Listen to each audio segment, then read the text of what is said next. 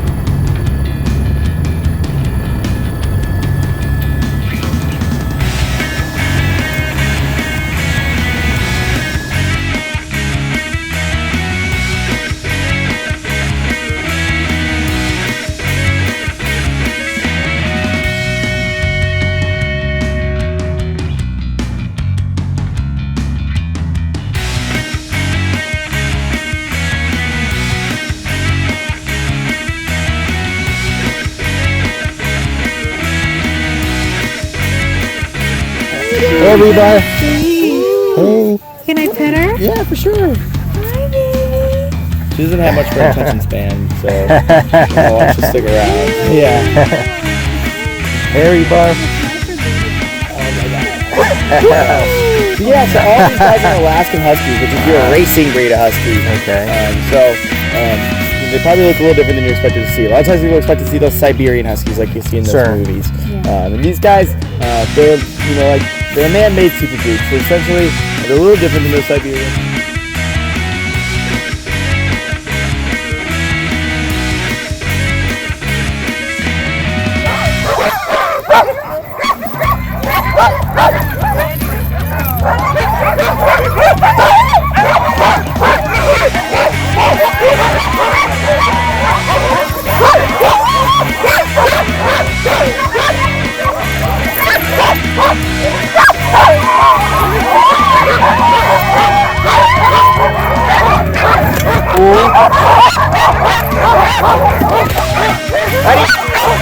Let's go! Let's go! Awesome. Thanks, Ron.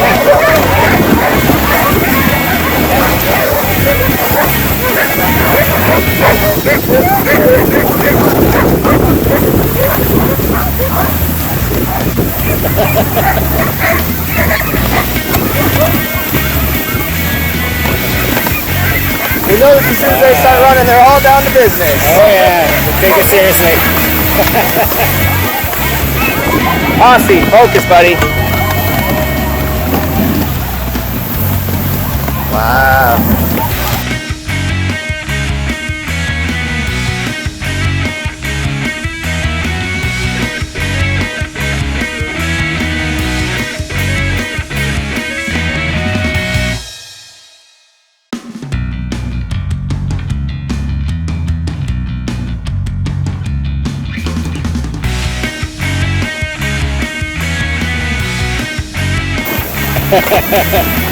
So yeah, you can see obviously the trick is not getting these guys to go.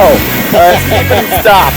So it's completely in these guys' blood to pull. So you don't ever have to actually teach them how to pull in a harness. Okay. At about 5 or 6 months old, basically as soon as they're old enough to fit your smallest harness, you can hook them up to the team and boom, they're good to go. It's the coolest thing I've ever seen. They just take off like they've been doing it every day of their life.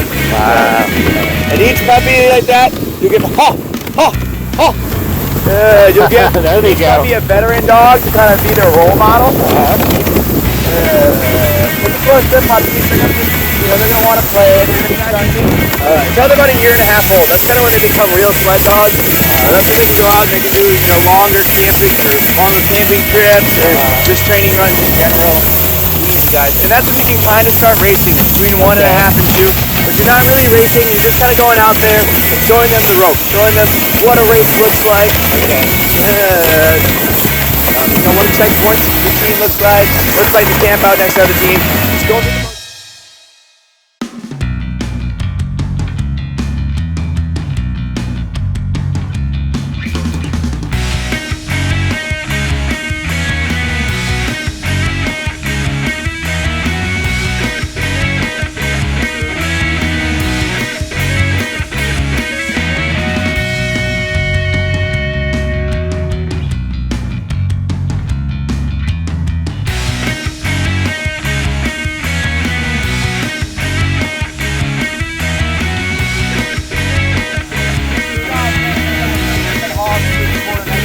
Right.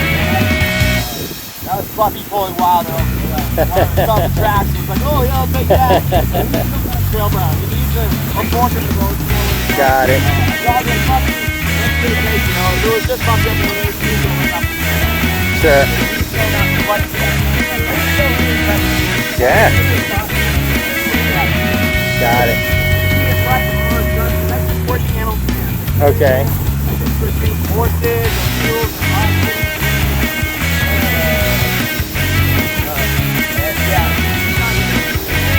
Sure.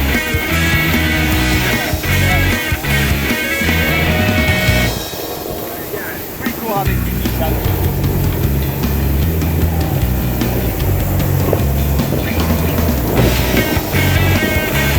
First time, you guys the first time on a helicopter? No, it's our third time. Yeah. Once in New York and LA. So this would be the third. A little bit different scenery this time. Oh yeah, this you can't beat this. There's no way you can beat this.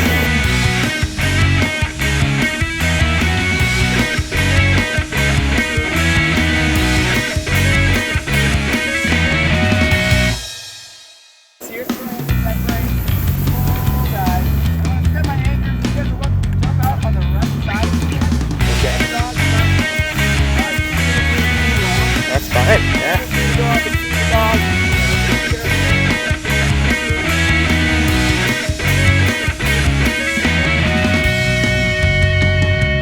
Then you can make snow angels, throw some snowballs, and dogs. Oh man, they're really trying to cool off. Cool off.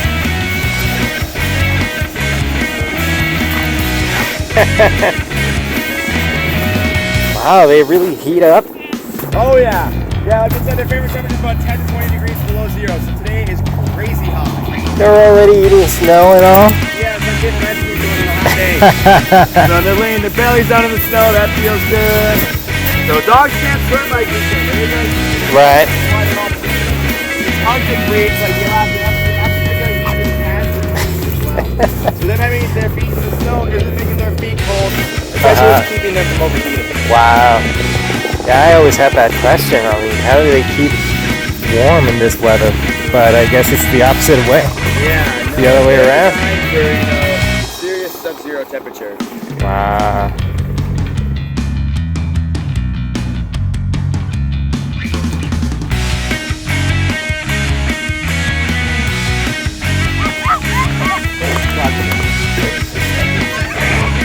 You want to start driving? You just pretty much gotta hang on.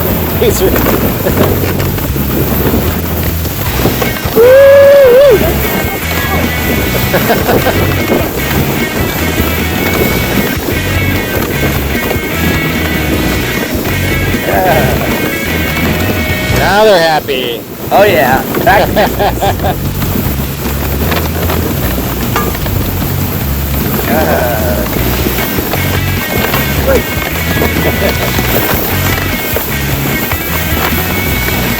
When these guys are racing, they'll be doing about 100 to 120 miles a day.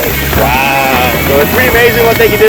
You know, every muscle does that a little bit differently. You're not going to go out and do a 120-mile run straight.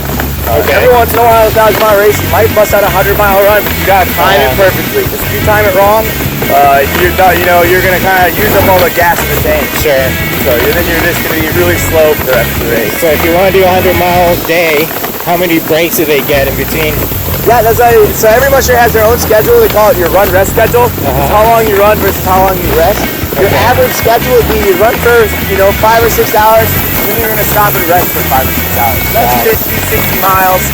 Some mushers prefer to do shorter runs and shorter rests. You might do 40 miles and then a 3-hour rest, something like that. It's not necessarily always that consistent. You might do a 30-mile run and a 2-hour rest, and then a 80-mile run and a 5-hour rest, and then a 40-mile run. This all kind of comes down to your strategy. Right. The terrain you're trying to go Yeah. Some mushers like to run, slow speeds, long distance, bigger runs, and some like to do the short fast. Got it. So it all just kind of depends on that. So the more elite teams will run more and rest less, and the less elite teams, like the puppy teams, will rest more and run less. Got it. You can imagine how much these guys eat when they're doing that. That was my next question. Yeah, each dog will require about 10 to 14,000 calories a day. So they eat like Michael Phelps out there on the trail. And their diet consists of about 50% dog kibble and 50% meat. Okay. And the kibble these guys eat is super high grade kibble. It's super high in fat, super high in protein, really, really rich in calories. And then about every hour or so when you're running, you're actually going to stop and toss these guys a quick snack. And that's just going to be another frozen chunk of raw meat. And that can be beef, chicken, fried fish, turkey skins, chicken skins. It kind of just depends on what you have available to you and what your dogs like. And a little bit depending on the temperature. The colder it is, it's kind of a fun little corner. Woo! The colder it is, Nice. the more fatty meat you want to feed out. So like chicken skins is a really good one because Okay. it's really, really high in fat. Okay.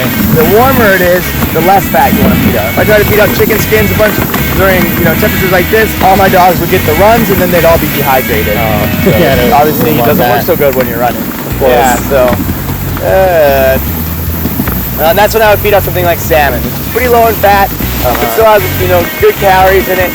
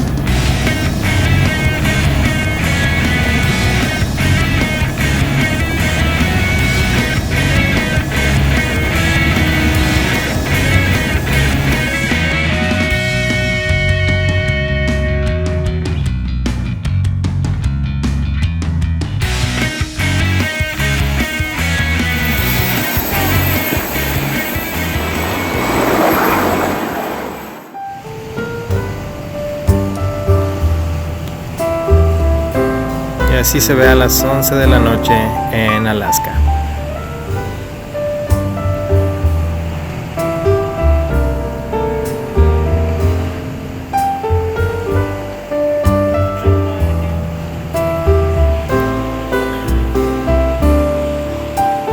Mira un glaciar allá, detrás de esa isla. Creo que es un glaciar, el agua no sube.